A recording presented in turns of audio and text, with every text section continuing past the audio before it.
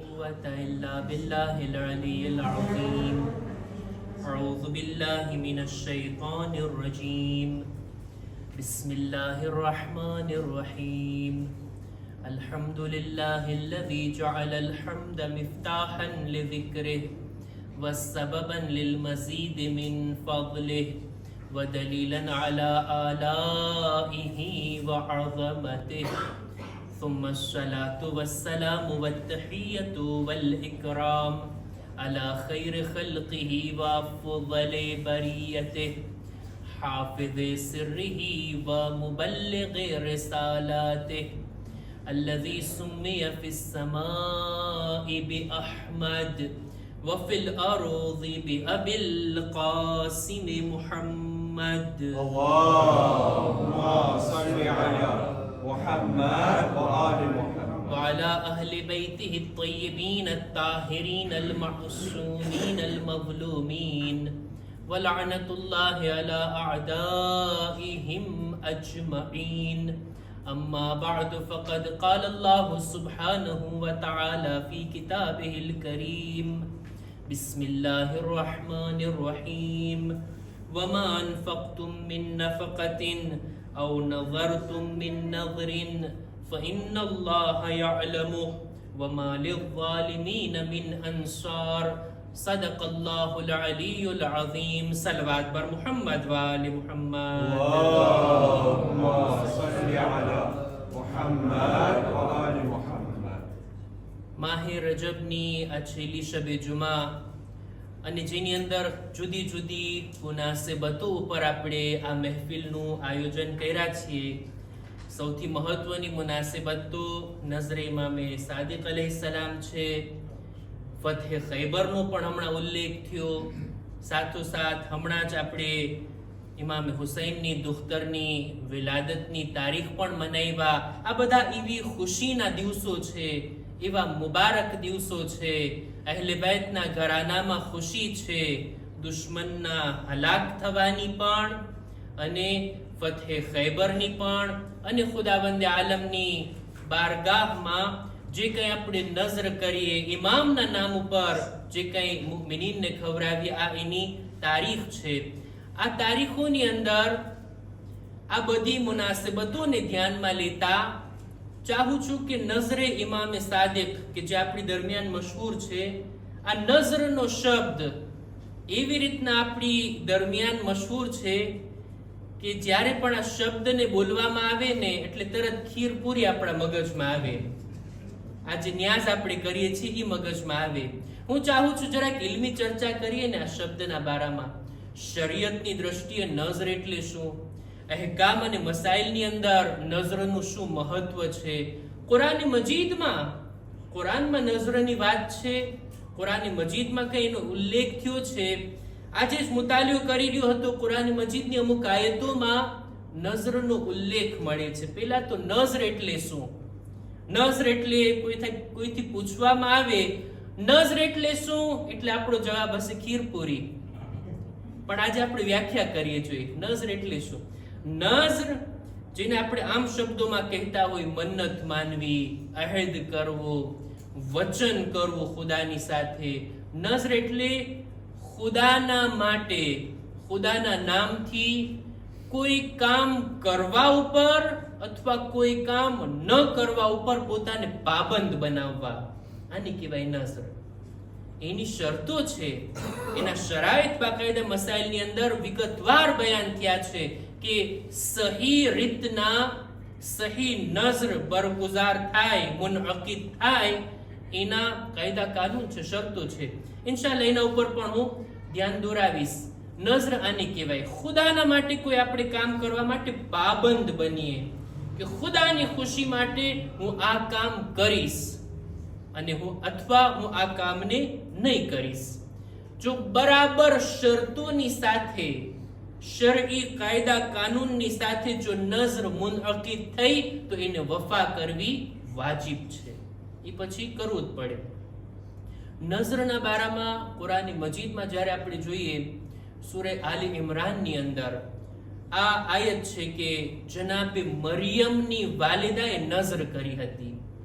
જ્યારે એમના ઘરે ઔલાદ થવાની હતી, જનાબે મરિયમ હજી શિકમમાં હતા, ત્યારે તેમની માએ નઝર કરી કે ખુદાયા, આ બાળક જે મારા પેટમાં છે એને હું તારા માટે આ બૈતુલ મુકદ્દસનો ખાદિમ, ખિદમત ગુજાર બનાવીશ, મુહર્રર હું બનાવીશ, એટલે તારી ઇબાદત કરનાર અને આ બૈતુલ મુકદ્દસની ખિદમત કરનાર હું એને બનાવીશ. આ રીતની નઝર, આનો ઉલ્લેખ કુરાન મજીદમાં છે. વાક્યો ઘણો લાંબો છે કે મારે એની અંદર દાખલ નથી થવું. આ એક નઝર. બીજી એક નઝર કે જે અહલે બૈત નઝર કરી હતી એનો ઉલ્લેખ પણ કુરાન મજીદમાં છે, સૂરે દહેરની અંદર. સૂરે દહેરની અંદર આ વાક્યો પણ આપણે અજાણ નથી કે જ્યારે આપણા બીજા અને ત્રીજા ઇમામ, હવે નામ લઈશ તો તમારે સલવાત પડવી જોશે, ઇમામે હસન અને ઇમામે હુસૈન અલૈહિસ્સલામ, બે ઇમામના નામ લીધા ને તો પછી બીજી પણ સલવાત.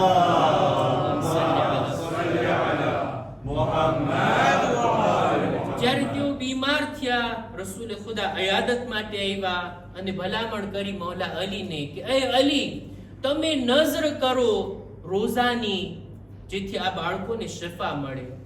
મૌલા અલીએ નઝર કરી, 3 દિવસ હું રોઝા રાખીશ. એમને જોઈને બીબી ઝહરાએ પણ નઝર કરી, હું પણ 3 દિવસ રોઝા રાખીશ, જ્યારે મારા બાળકોને શફા મળશે.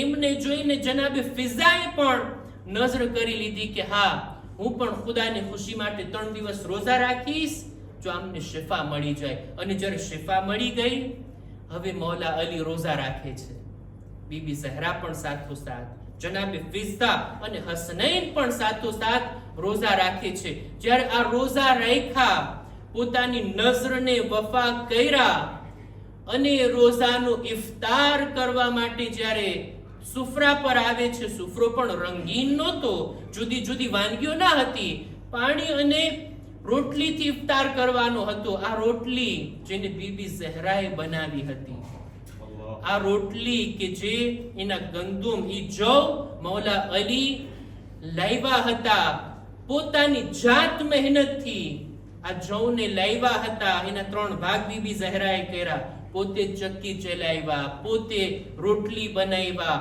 રોટલી ઇફતાર માટે તૈયાર કર્યા. બિલકુલ ઇફતારના મોકા ઉપર યતીમ આવે છે, મિસ્કીન આવે છે અને અસીર આવે છે. તફસીરમાં મળે છે યા તો એક જ દિવસે 3 આવ્યા હતા, અથવા 3 દિવસ સુધી અલગ અલગ આ લોકો આવ્યા અને આ હસ્તીઓએ પોતાના ભાગની રોટલી આપી દીધી. સાહેબ, પાણીથી ઇફતાર કર્યા. પહેલા દિવસે પણ આવું જ બન્યું, બીજા દિવસે પણ આવું જ બન્યું અને ત્રીજા દિવસે પણ પાણીથી ઇફતાર કર્યા અને 3 દિવસના રોઝા. આ ફકીરોને રોટલી આપવી, યતીમને, અસીરને રોટલી આપવી, અહલે બૈતે આટલી હદે ઈસાર કર્યા અને રાહે ખુદામાં આપ્યા. જો નઝર હતી રોઝાની, રોઝા રાખવાની, એ નઝરને વફા કર્યા. નઝરને વફા કરતા કરતા આટલી હદે રાહે ખુદામાં ઇન્ફાક પણ કર્યા. એટલે ખુદા સૂરે દહેરમાં આવો સરસ અહલે બૈતનો કસીદો પડે છે, યુફૂના બિન નઝર વ યખાફૂના યૌમન કાના શર્રુહુ મુસ્તતીરા. આ લોકો મુસલસલ પોતાની નઝરને વફા કરે છે. ઈ છે અહલે બૈત, ઈ છે અહલે બૈત. એવી રીતના રાહે ખુદામાં ઇન્ફાક કર્યા, એવી રીતના પોતાની નઝરને પૂરી કર્યા કે ખુદાવંદ આલમ એમના ફઝાઇલને કુરાન મજીદનો ભાગ બનાવી દે છે. અને ખરેખર આ ખુદાનો કમાલ છે, આ અહલે બૈતનો કમાલ છે કે કોઈ કમાલ, કોઈ ફઝીલત કે જે લોકોની નજરોથી છુપાયેલ હતી, મદીના વાસીઓને ખબર ના હતી કે અહલે બૈત રોઝા રાખે છે, અહલે બૈત પાણીથી ઇફતાર કરે છે, કોઈને ખબર ના હતી. પણ ખુદા ક્યારેક એવું કરે ને, કોઈને ખબર ના હોય ને એ વાતને જગ જાહેર કરી દે છે. જ્યારે કુરાનમાં આવી ગયું તો પછી આખી દુનિયાને ખબર પડી ગઈ અને કયામત સુધી ખબર પડતી રહેશે કે આ છે અહલે બૈતનો ઇન્ફાક, આ છે એમનો ઈસાર, આ છે એમની નઝર પૂરી કરવાનો તરીકો. બહરહાલ આ રીતના જ્યારે આ નઝરને પૂરી કર્યા, આ રીતના રાહે ખુદામાં આપ્યા. અને કેવી રીતના આપ્યા કે અમને તમારા શુક્રિયાની પણ જરૂરત નથી. લા નુરીદુ મિનકુમ જઝાઅન વલા શુકુરા. તમે આ રોટલીને લઈ લો, આ યતીમ, આ મિસ્કીન, આ અસીર, પણ તમે અમને શુક્રિયા પણ ના કહો. અમે આપ્યું છે ફક્ત ખુદાના માટે, ખુદાના માટે આપ્યું છે. એટલે આ બધી ફઝીલતો જ્યારે જમા થઈ ત્યારે સૂરે દહર નાઝિલ થયું. ને ખુદા કોઈના વખાણ કરે, ખુદા કોઈની તારીફ કરે, એ હસ્તીઓના કામનો મર્તબો શું હશે? શાયરે કેટલી સારી વાત કીધી. જો સમજાય તો સુબહાનલ્લાહ કહેજો અને અંતમાં સલવાત પડજો. શાયર કહે છે, અર્શ સે ચલા શાને સખાવત દેખ કર, दहर का सूराब इज्जो शान नीचे आ गया. अर्श से चला शाने सखावत देख कर, दहर का सूराब इज्जो शान नीचे आ गया. दस्ते जहरा की लताफत, नफ्से जहरा की कशिश. दस्ते जहरा की लताफत, नफ्से जहरा की कशिश. रोटियां ऊपर गई, कुरान नीचे आ गया. एक सलवात पर मोहम्मद वाले मोहम्मद.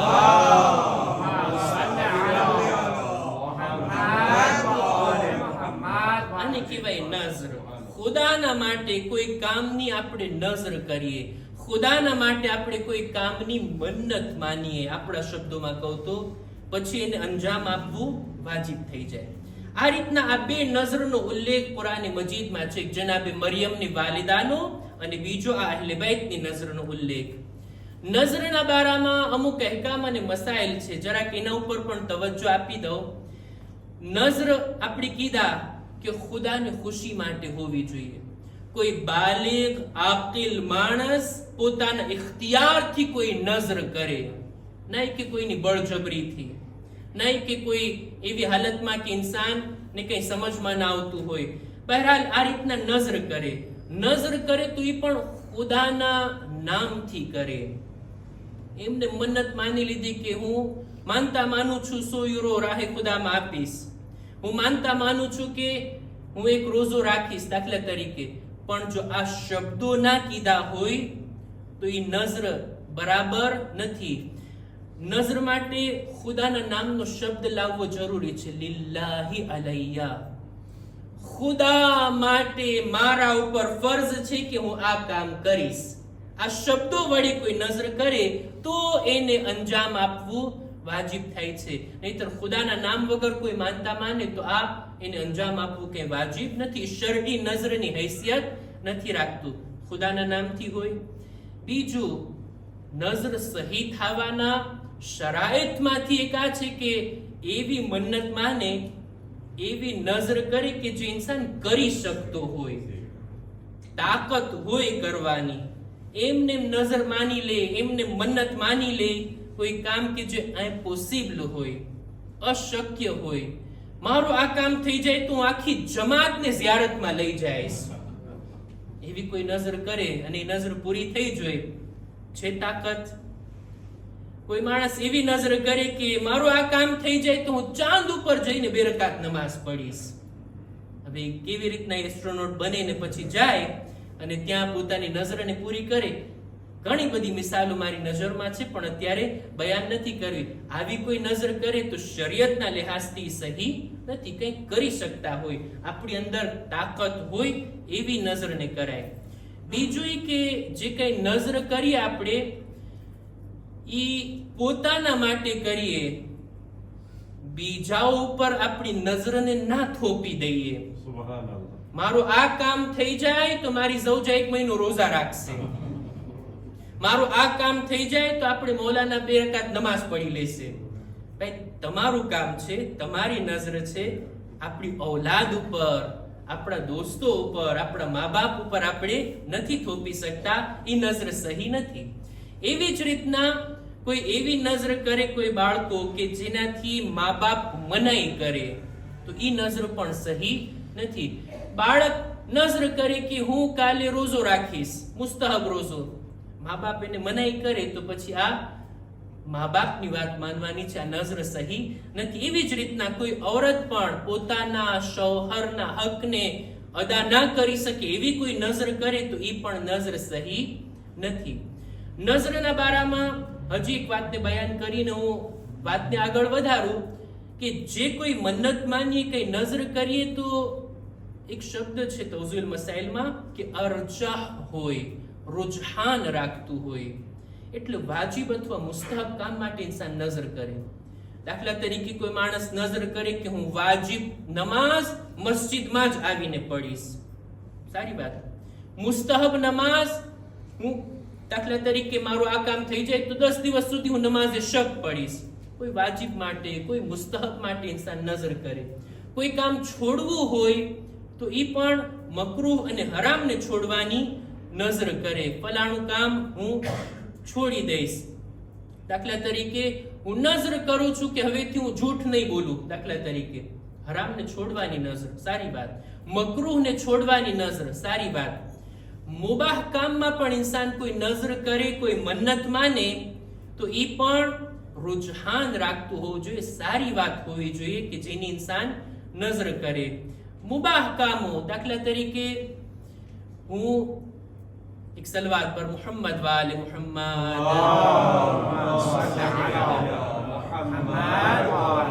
મુબાહ કામો દાખલા તરીકે હું ફલાણી ગઝા કે જે મને બહુ ભાવે છે હું નહીં ખાઉં. દાખલા તરીકે એવી કઈ નઝર.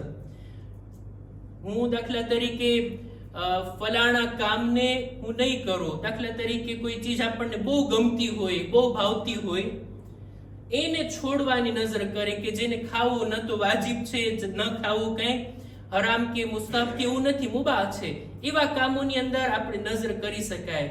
પણ કોઈ ગુનાહના કામની નઝર કરે કે નાઉઝુબિલ્લાહ ફલાણું કામ થઈ જાય તો હું ફલાણું ગુનાહ કરીશ, ના, તો એવી નઝર સહી નથી. આવા બધા શરાઇતને ધ્યાનમાં લઈ, આ બધી શરતોને ધ્યાનમાં લઈ અને જો કોઈ નઝર અને મન્નત કરે શરઈ લિહાઝથી સહી તો એને વફા કરવું જરૂરી છે.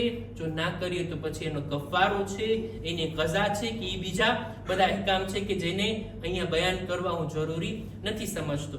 બહરહાલ નઝર એને આને કહેવાય, મન્નત આને કહેવાય. અને નઝર કરવાનો એક તરીકો આ, એક અદબ આ કે જેનો બહુ સારો અસર છે. તજ્રુબાથી આ વાત સાબિત છે તે આ કે ઇમામની ખિદમતમાં કંઈ પેશ કરવું.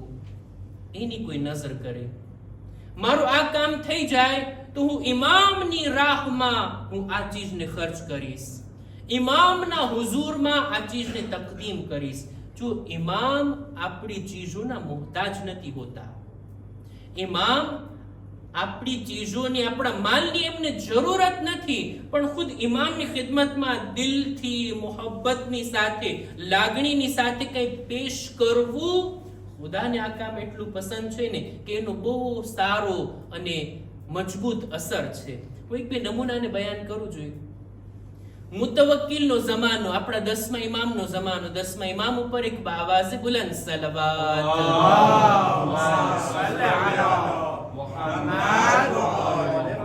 એક માણસ છે યુસુફ ઇબ્ન યાકૂબ, મુસલમાન નથી, ઈસાઈ છે. 10મા ઇમામનો જમાનો છે, મુતવક્કિલ, હાકિમ અને ખલીફા છે. કોઈ કે યુસુફ ઇબ્ન યાકૂબની ચાડી ખાધી મુતવક્કિલ પાસે. મુતવક્કિલને ગુસ્સો આવ્યો અને હાજર કરે છે એના ગામથી કે તું આવ સામરા, અમારા દરબારમાં હાજર થા. મુતવક્કિલનું તેડું આવે એટલે સારા સારા લોકો ડરી જાય કે આપણું કામ તમામ. આવો જાલિમ, આવો જુલ્મ કરનાર મને બોલાવી રહ્યો છે પોતાના દરબારમાં. યુસુફ ઇબ્ન યાકૂબ જાય છે સામરા.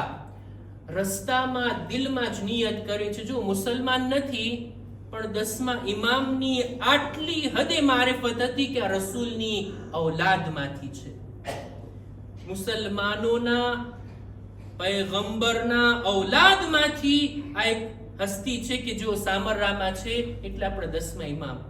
દિલમાં ને દિલમાં એને નિયત કરી, હું મુતવક્કિલ પાસે જાઉં, સહીઓ સાલિમ પાછો ફરું તો 100 દિરહમની થેલી 10મા ઇમામના ખિદમતમાં હદિયા તરીકે પેશ કરીશ.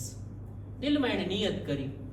આવે છે સામર્રા પહોંચતાની સાથે જ એના દિલમાં ખ્યાલ આવ્યો, મુતવક્કિલ પાસે જવા પેલા મારી નઝરને પૂરી કરી નાખું તો એડવાન્સમાં હું આપી દઉં 10મા ઇમામની ખિદમતમાં આ મારો હદિયો, મારો આ તોહફો, તો કેટલી સારી વાત કહેવાય. 10મા ઇમામના ઘરે હવે એને જવું છે, પણ હવે માહોલ એવો હતો, લશ્કરના સિપાહીઓના રહેવાની જગ્યા હતી ને સામર્રા, 10મા ઇમામ પણ નજરબંધ હતા, બધું કંટ્રોલ થતું, ક્યાં જાય છે, કોણ આવે છે એમને મળવા, કોણ એમની પાસે આવે છે, બધું લોકો જોતા સિપાહીઓની નજરોમાં હતું. અને હું બહારથી આવ્યા બાદ સામર્રામાં જો 10મા ઇમામનું એડ્રેસ પૂછું એટલે બરબારો નજરમાં આવી જઈશ. કોઈથી એડ્રેસ પણ નથી પૂછી શકતો, મને ખબર પણ નથી ઇમામનું ઘર ક્યાં છે. કે છે ઓચિંતાનું મારા દિલમાં આવ્યું, સામર્રા સુધી તો આવી ગયો છું, ઈરાદો પણ નેક છે, મારી સવારીને હું આઝાદ છોડી દઉં, જ્યાં ચાલતા ઊભી રહી જશે ત્યાં 10મા ઇમામનું ઘર હશે.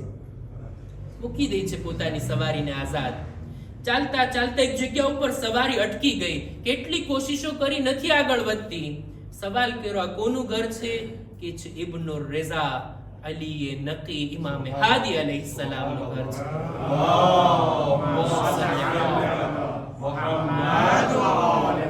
એના દિલમાં ઇમામ પ્રત્યે યકીન વધતું ગયું. સૌથી પહેલા કે છે આ પહેલી નિશાની, ઇમામના હક હોવાની આ પહેલી દલીલ કે આ જાનવરને ખબર છે ઇમામનું ઘર ક્યાં છે. કે છે ત્યાં હું ઉતરી ગયો, દરવાજો ખખડાયો, ગુલામ બહાર આવે છે. આવીને આ માણસ કઈ ગુલામને કે ગુલામ કે છે યુસુફ ઇબ્ન યાકૂબ છો તું? કે છે હા. કે છે આવો અંદર દાખલ થાવ. આ દિલમાં વિચાર કરે છે આ બીજી દલીલ, હું તો પહેલી વાર આવ્યો છું ઇમામના ઘરે, ઇમામના ગુલામને મારું નામ ક્યાંથી ખબર? ઇમામના હક હોવાની આ બીજી દલીલ. ત્યારબાદ ઘરના સહેનમાં કે મને બેસાડે છે, ગુલામ ફરી પાછો આવ્યો, કે છે તે 100 સિક્કાની થેલી આપવાની નઝર કરી હતી, લાવ ઈ થેલી હું ઇમામની ખિદમતમાં પહોંચાડી દઉં. એટલે આના દિલમાં વિચાર કરે છે આ ત્રીજી દલીલ, એને ક્યાંથી ખબર કે હું આ સિક્કાની થેલીને પેશ કરવા માટે આવ્યો છું? આ 3 દલીલો જોયા બાદ હવે ઇમામ એને પોતાની ખિદમતમાં બોલાવે છે. ગુલામ કહે છે આવ ઇમામના હુઝુરમાં. ઇમામના હુઝુરમાં જાય છે, બેસે છે, વાતચીત કરે છે. ત્યારબાદ ઇમામ એની સામે જોઈને કહે છે આટલી દલીલો જોયા બાદ હજી તને એમ નથી થતું કે કલમો પડી લે, મુસલમાન થઈ જા? કે છે હા, દલીલો તો મેં જોઈ, નિશાનીઓ તો મેં તમારાથી જોઈ, મારા દિલમાં યકીન પણ વધવા લાગ્યું, પણ હું જોઉં છું, વિચાર કરું છું. ઇમામ કહે છે કઈ વિચાર કરવાની જરૂર નથી, મને ખબર છે તું મુસલમાન થવા વાળો નથી, તું મુસલમાન નહીં થા, પણ તારા ત્યાં એક દીકરાનો જન્મ થશે કે જે ન ફક્ત મુસલમાન બલકે અમારો ચાહવા વાળો અને અમારો શિયા હશે. ઇમામ પહેલેથી એને અગાઉથી જ એને પેશગોઈ કરી દે છે અને જાણકારી આપી દે છે. ત્યારબાદ ઇમામ કહે છે તે જે નઝર કરી હતી ને એ નઝરને અમે કબૂલ કરી, તારા આ તોહફાને અમે સ્વીકાર્યો. તું જા મુતવક્કિલ પાસે, તને કઈ નુકસાન નહીં પહોંચે, આરામથી તું ત્યાંથી સહીઓ સલામત પાછો વળી જાઈશ અને તારા વતન પહોંચી જાઈશ. ત્યારબાદ ઇમામ એક જુમલો કહે છે લોકો એમ વિચારે છે કે અમારી મોહબ્બતથી ગેર મુસ્લિમને ફાયદો નથી થતો. ના, એવું નથી. અમારા દરબારમાં, અમારા હુઝુરમાં જે કોઈ પણ આવે, જે કોઈ પણ અમારી મોહબ્બતનો ઇઝહાર કરે, ચોક્કસ એને ફાયદો થાય છે, એ મુસલમાન હોય કે મુસલમાન ના હોય. સુબહાનઅલ્લાહ. કોઈ ગેર મુસ્લિમ પણ આવીને ઇમામની ખિદમતમાં કઈ ચીજ પેશ કરે, ઇમામ એને કબૂલ પણ કરે છે, ઇમામથી ફાયદો પણ મેળવે છે. હવે ઇમામથી મોહબ્બત કરવા વાળા, ઇમામના રસ્તા પર ચાલવા વાળા, ઇમામને ઇમામ માનવા વાળા, ઇમામના શિયાઓ જો ઇમામના નામ પર, ઇમામની રાહમાં, ઇમામના હુઝુરમાં કંઈ પેશ કરે, એનો કેટલો ફાયદો અને કેટલો અસર હશે. આજે આપણે બેઠશું એ સુફરા ઉપર કે જે આપણા નામનું નથી, ભલે આપણે પૈસા આપ્યા હોય, ભલે આપણે પકાવ્યું હોય, ભલે આપણે બિછાવ્યા છે, આપણે મહેનત કર્યા છે, પણ બધું આપણું હોય, આપણે એ બધું આપી દીધું ઇમામની ખિદમતમાં, બસ મૌલા કબૂલ કરી લે, તો પછી આપણી હાજતો પૂરી થાય અને એ ફાયદાઓ અહેલે બાયતના તરફથી આપણને નસીબ થાય. એ દુઆની સાથે કે ઇમામના સુફરા ઉપર, છઠ્ઠા ઇમામના નામ ઉપર આજે આપણે એકબીજાને ખવડાવીએ છીએ અને એકબીજાની આપસમાં એકબીજાથી આ સુફરાને શેર કરીએ છીએ. બહરહાલ આ ફાયદો છે. ઇમામ કહે છે અમારી ખિદમતમાં કોઈ પણ આવે એને ફાયદો જરૂર થાય છે. આ તો હતી ગેર મુસ્લિમની વાત. ઇમામના દુશ્મનો પણ નઝર કરીને, ઇમામની ખિદમતમાં કંઈ પેશ કરીને પોતાના માટે ફાયદો મેળવી શકે છે. હજી આ મુતવક્કિલનો જ જમાનો, 10મા ઇમામની ઇમામતનો દોર. મુતવક્કિલ એક વખત 10મા ઇમામના ઘરે તલાશી લેવા માટે માણસોને મોકલે છે. ઇમામના ઘરની તલાશી લેવામાં આવી, કંઈ નથી મળતું. ઇમામના ઘરમાં ફક્ત એક સિક્કાની થેલી મળે છે, અને એવી સિક્કાની થેલી કે જે મુતવક્કિલના ખજાનાની મોહર એના ઉપર લાગેલી હતી. તરત જ એ સિક્કાની થેલી લઈને મુતવક્કિલની પાસે ગયા, જોઈને ઓળખી ગયો અમારા ખજાનાની થેલી છે. 10મા ઇમામને કહે છે આ તમારી પાસે ક્યાંથી આવી?